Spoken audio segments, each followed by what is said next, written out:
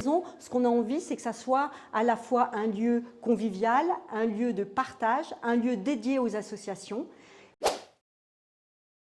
Bonjour, je suis très heureuse aujourd'hui de vous accueillir ici, devant la maison Trévoux. Cette maison Trévoux, elle est en plein centre de Saint-Didier, juste à proximité des écoles, de la mairie, de la bibliothèque. Cette maison, elle est en pleine rénovation et on va vous y amener faire une petite visite. Pourquoi la ville a acheté la maison Trévoux? On achète parce que ce patrimoine, c'est notre patrimoine à la fois culturel, mais c'est notre patrimoine aussi historique. N'oublions pas que dans cette maison est né Laurent Bonnevet. Où en sont les travaux?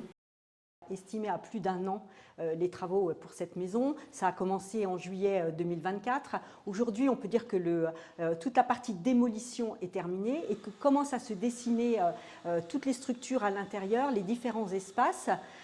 On respecte le planning parce que c'est important pour les associations qui attendent ça avec une impatience, je ne vous dis pas. Et quelles transformations sont attendues?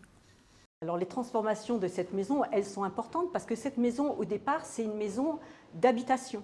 Ce n'est pas une maison qui est destinée à recevoir du public.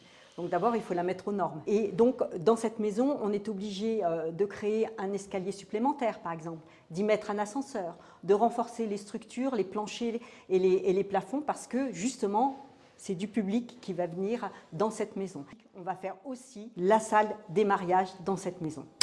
Quelles associations seront installées ici? En premier, ça va être les associations qui sont dans la Maison des Carriers. La Maison des Carriers, elle est plus aux normes. Celle-ci, cette Maison Trévoux, maintenant, elle va l'être et elle va accueillir. Alors, c'est toutes les associations qui ont un caractère artistique. Vous allez trouver les associations d'art plastique, les associations de photographie et puis surtout l'école de musique. Et quel est l'atout de ce lieu? C'est le parc qui fait plus d'1 hectare. Ce parc, ça fait déjà plus de 2 ans qu'il est ouvert à la population.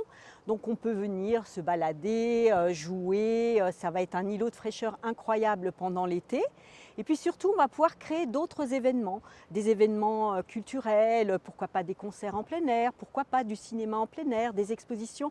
Il y a plein de choses à faire. Je remercie d'ailleurs toutes les équipes qui ont participé, que ce soit les différents corps de métier, l'architecte, nos services techniques, parce que voilà, l'engagement est tenu et puis ce lieu, il va être un lieu magnifique pour vous accueillir, vous les Désidériens, ça sera votre maison.